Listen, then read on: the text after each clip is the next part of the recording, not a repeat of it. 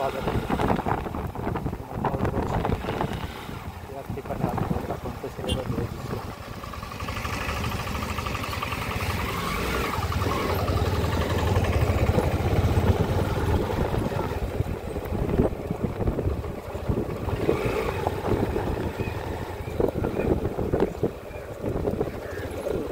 असेल कुठे कॅमेरा लावला पोटात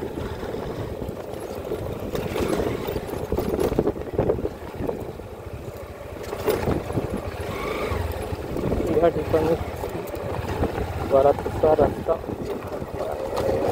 आहे. ब्रेक मारला तर गाडी स्लिप मारू शकते.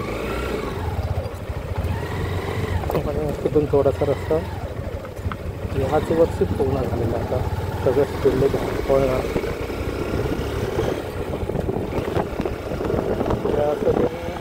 दुसरी जग आहे.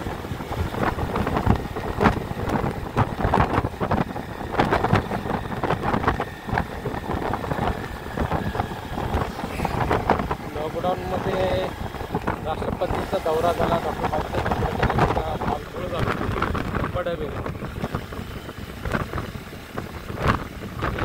आमचा विद्यमान CGA आहे गवई साहेब हे त्यावेळेस राष्ट्रपतीच्या दौऱ्यावरती होते आणि मग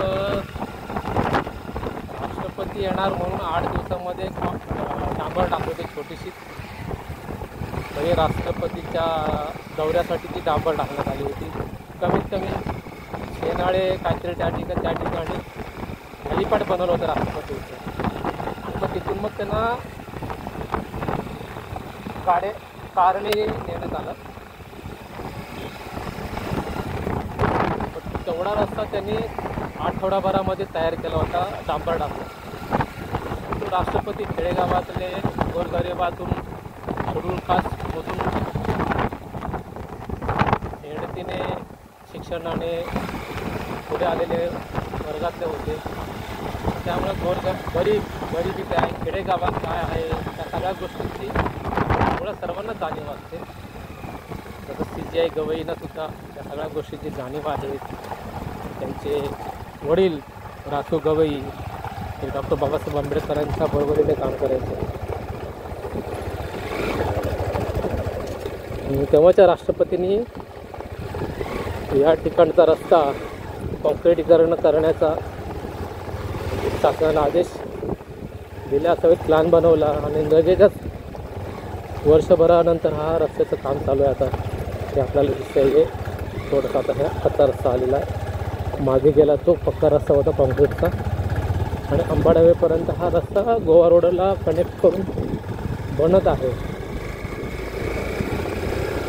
इतक्या वर्षामध्ये तुम्ही डांबर रस्ता म्हटला तर कोकणातल्या गाड्यासुद्धा पाठविताना ST महामंडळ खटारामधल्या गाड्या ज्यांचा स्क्रू ढिला झालेला असायचा, खुळखुळ आवाज यायचा, अशा गाड्या ह्या रस्त्याने पाठवायचे. का तर रस्ते खराब म्हणून. आणि चांगल्या गाड्या सातारा सांगली किंवा इतरत्र वळवण्यात येत असतात. परंतु मंडणगडसाठी चांगली कधीच गाडी पाठवण्यात आली नाही.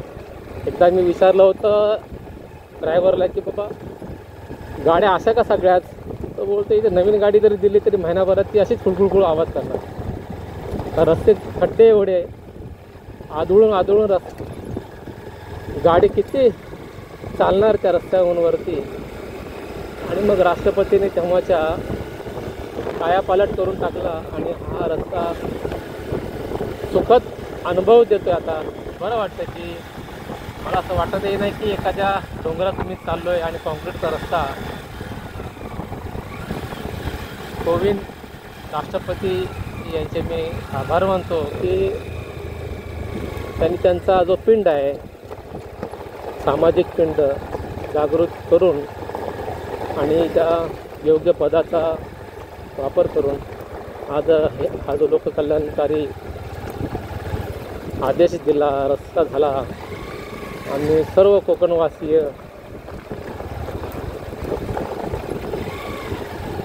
त्यांचे आभारी आहोत.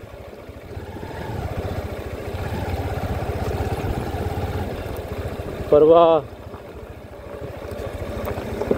CJI सुप्रीम कोर्टाचे न्यायाधीश, सर्वोच्च न्यायाधीश गवई साहेबांनी भाषणामध्ये सुद्धा हा उल्लेख केला की मी राष्ट्रपतींबरोबर मंडणगडला आलो होतो तेव्हा बाबासाहेबांच्या गावाकडे. आणि मग आज मंडणगडमध्ये न्यायालयाचं उद्घाटन केलं गवई साहेबांच्या हस्ते.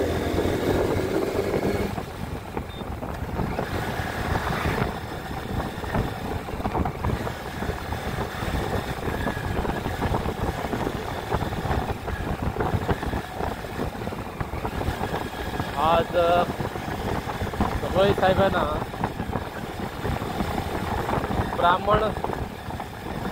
ब्राह्मणांसाठी मोठं चॅलेंज आहे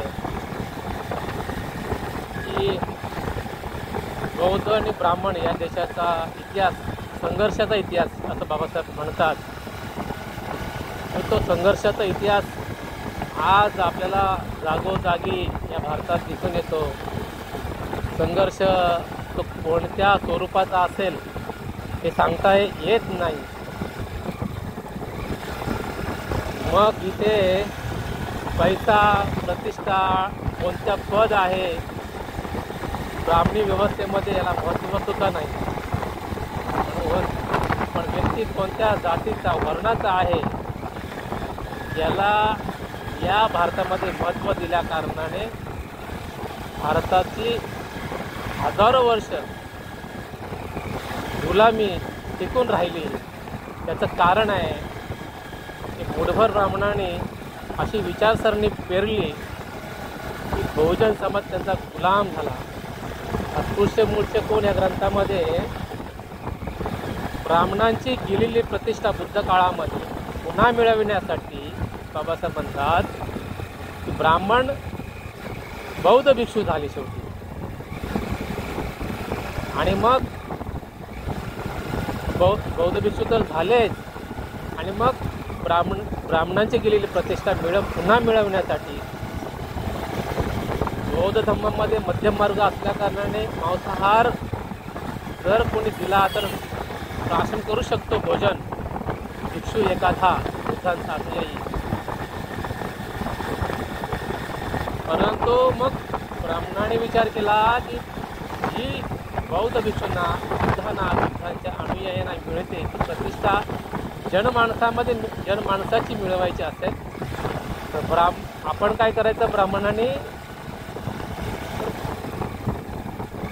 भले बौद्ध भिक्षू स्वतः हत्या करून मांसाहार खात नसेल, मग आपण काय करायचं तर ब्राह्मणाने तेव्हाच ठरवलं की पूर्ण शाकाहारी व्हायचं. मग श्रेष्ठतेच्या भावनेने मग पुन्हा गायी खाणारे, जनावरे खाणारे ब्राह्मण पुन्हा शाकाहारी झाले. अस्पृश्य मूळचे कोण, बाबासाहेबांनी ग्रंथ जो लिहिला अनटचेबल, तो ग्रंथ सर्वांनी वाचावा. अस्पृश्य मूळचे कोण ग्रंथ म्हणजे या देशाचा संघर्ष आहे, या देशातल्या बहुजनांचा संघर्ष त्यातून दिसून येतो. आज कुणबी, मराठा, OBC, ब्राह्मणेतर लोकांमध्ये बौद्ध किंवा बुद्ध, बाबासाहेब, महापुरुष, महात्मा ज्योतिराव फुले, राजश्री शाहू महाराज, सगळ्या महामानवांचा आज जो द्वेष दिसून येतो, तो द्वेषाचं कारण आहे की या देशातला बहुजन समाज अशिक्षित असल्या कारणाने तो त्याचे महापुरुष ओळखू शकत नाही. ब्राह्मण सांगतो त्याप्रमाणे वागतो.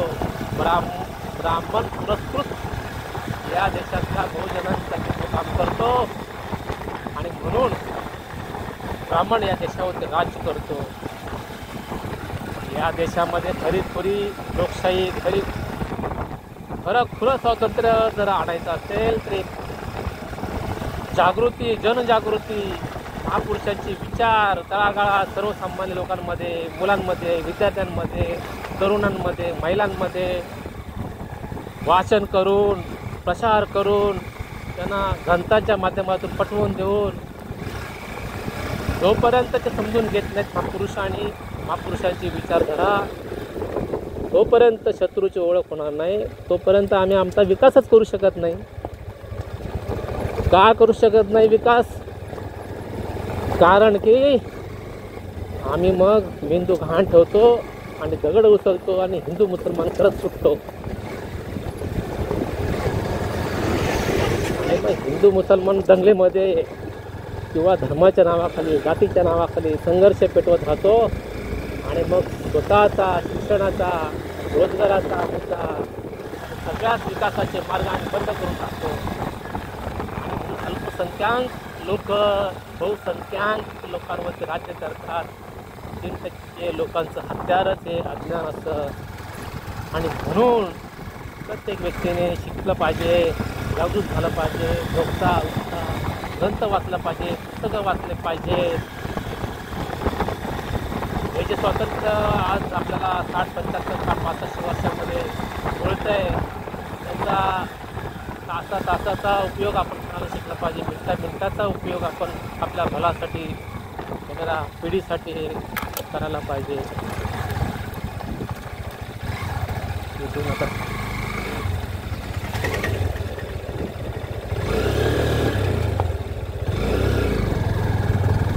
काम चालू आहे, कच्चा रस्ता.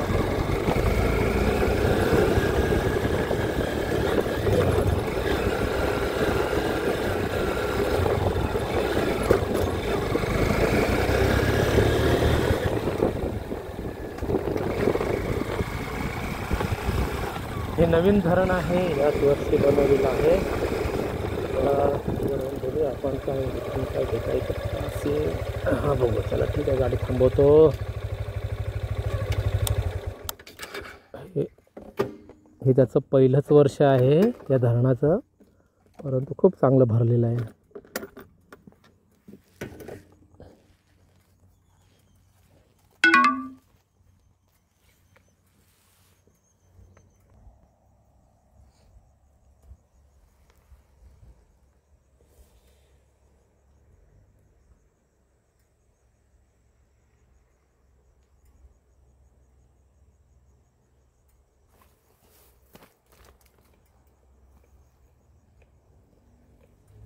ही माझी गाडी आहे, होंडा NX 200.